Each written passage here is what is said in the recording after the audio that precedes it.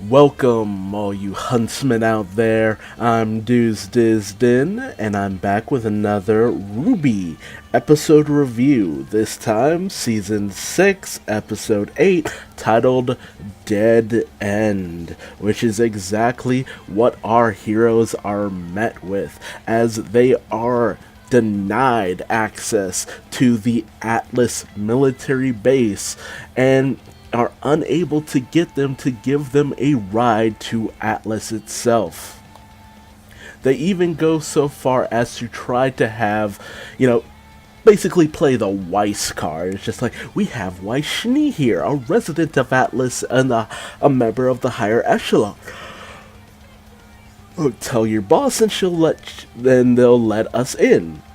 So the guards do so. However, we come to find out that Maria Calavera has a very strained relationship with the head of this military base over something petty, but very much like how with certain people who just rub you the wrong way, even something minuscule can turn into this great big feud that'll last years.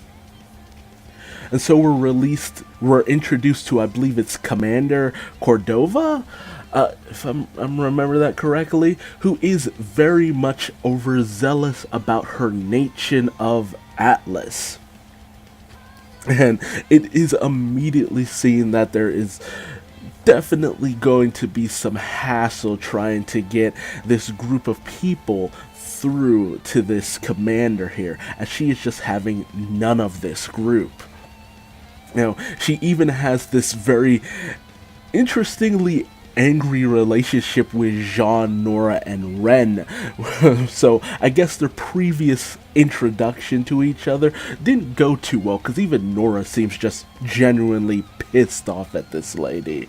But it becomes very clear that the rest of the world has seen Atlas as the more than likely instigator of the fall of Beacon, and Cordova, being a very patriotic person for Atlas, says that even if the world should turn its back on Atlas, Atlas will stand tall and proud through any situation. And so the military base has been locked off, closing the border between Atlas and the rest of the world. Basically, Atlas has closed off its borders, no entry whatsoever, meaning that our group will be unable to get in touch with General Ironwood whatsoever. And despite everyone trying their best in order to convince her, Cordova's having none of it, saying that even if she is Weiss Schnee, the company that she keeps is unacceptable, and they are completely locked out. Rwby tries her best in order to, get everyone's spirit up as best she can, more or less, because yet again they've reached a dead end in terms of everything. And even Crow basically just pieces out to have a drink, because he's becoming more and more disillusioned with everything that they're doing. The apathy aside, it's just like he's lost a lot of his purpose and a lot of his positive meaning in life. So of course he's just genuinely down on himself as a whole. And we even have the situation where, Ren, Nora, and Jean are just like, well, we have Ozpin. He could help us. It's not like this is the end of everything. There's still hope. So they basically have to now let everyone down in on the situation with Ozpin, Salem, everything. And Jean starts freaking out, and so does Nora for the most part. Ren has that quiet fury, but in certain scenes you can tell from the tone of his voice he's miffed as hell. But Jean is just freaking out, because ultimately, it's like, oh, so everything we've done is pointless. Nora, I mean, dang it. Everyone who's died up until this point, it's been a pointless death, more or less.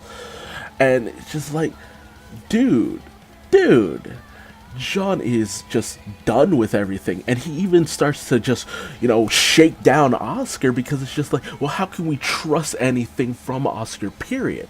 Ozpin is in his head, and, how can we trust that Oscar is even Oscar, which is even something that Oscar was fearing from the beginning once he found out about everything. That the possibility that he's nothing more than just an alternate life for Ozpin, and that's all he ever will be.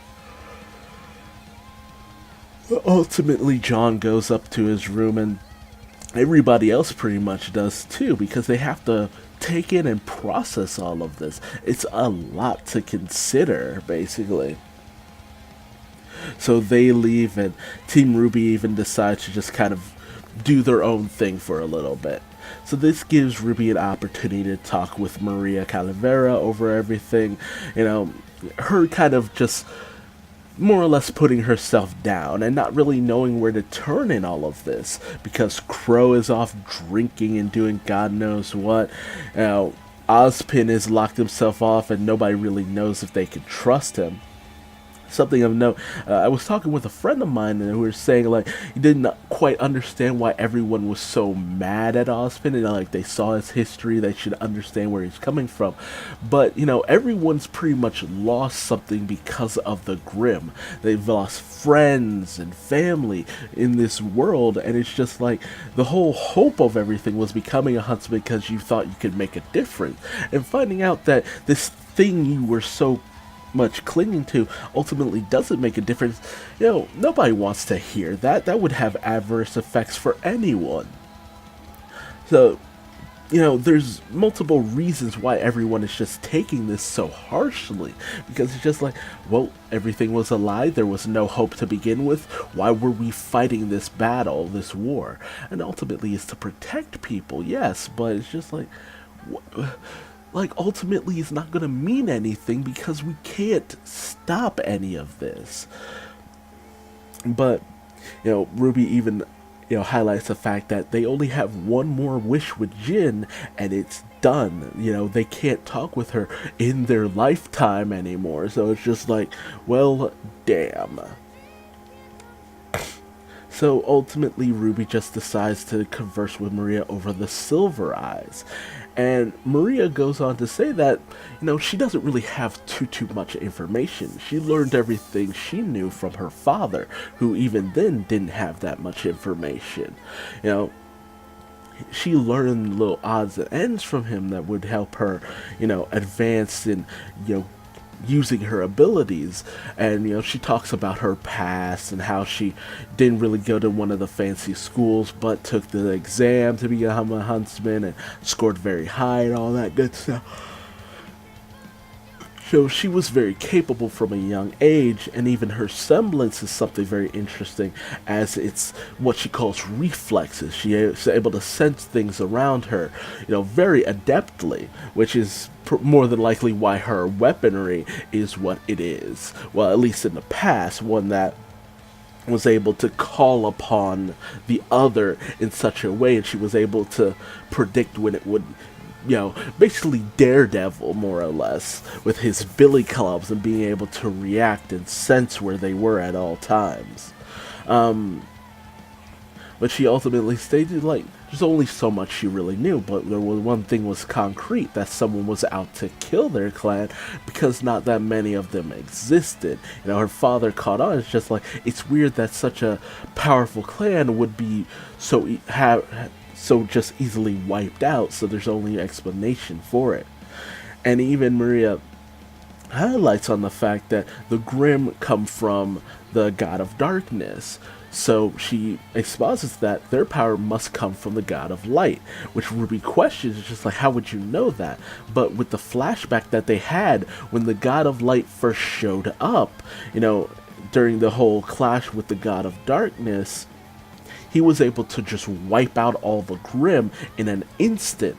So with the way the God of Light's eyes shone with this incredible power, that's the power of the Silver Eyes, which begs the question, like, why did the God of Light bestow this? Like, how many gifts did the God of Light actually leave behind for mankind so it would not completely fall into darkness? But Maria ultimately highlights their conversation, saying that Ruby's power should not come from a need to destroy or do harm. It should come from a need to protect, and that her power will only really be used in the presence of a Grimm, and that would be the ultimate thing that allows her to fully unleash and train her power. But Rwby doesn't quite buy into this because her power was able to damage Cinder. So Maria says that there's obviously something that they've overlooked to a certain degree. There must be something more to her battle with Cinder that caused her silver eyes to activate. I kind of thought it was just because of the freaking Grimm dragon wyvern thing that appeared. It's just like, well, that's a pretty intense situation too. And she was able to unleash it in an emotional situation. But there's also the fact that her ability's only really supposed to harm Grimm. So what is it inside of Cinder that allowed her to damage Cinder in such a way? I mean, Cinder's missing a freaking arm and an eye, so it was obviously something more to it. However, our episode ends with the revelation that Oscar has gone missing. So now we have to deal with that as well. So overall, this was a fairly good episode, lots of information. I love the way the whole Cordova stuff was animated, because that base, the guards, and Cordova herself, very animated, very exaggerated and over the top and interesting and well done.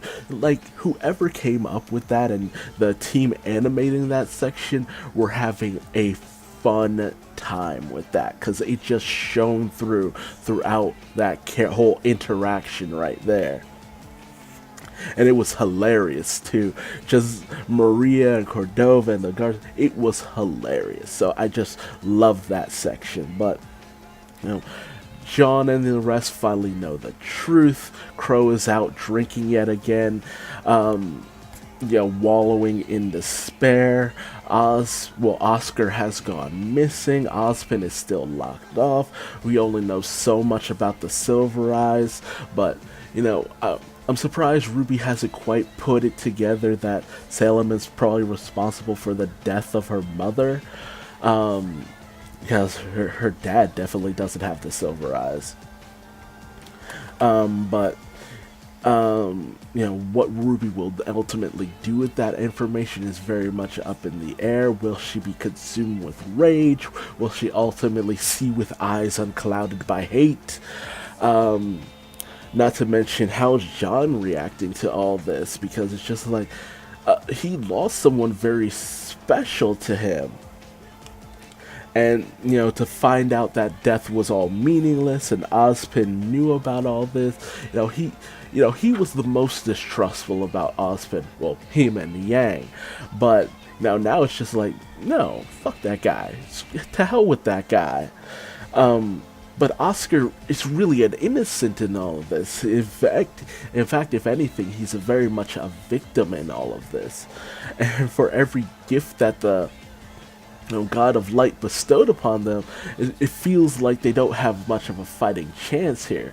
So we really need to drive home at the end of this season some semblance of hope, because it's just like, wow, this whole season has just been very bleak and just beating down our main cast of characters in ways that just like, how are they gonna recover from all of this? But hey, tell me your thoughts in the comments section below, and if you liked this video, feel free to leave me a like. If you didn't, feel free to leave me a dislike, and hey, how about telling me what I did wrong in the comment section below so I can improve for future videos? And how about subscribing, because I will definitely be bringing you a review of the next episode of Rwby, because things just continue to look grim, and I hope there's a light at the end of the tunnel. Thanks for joining me.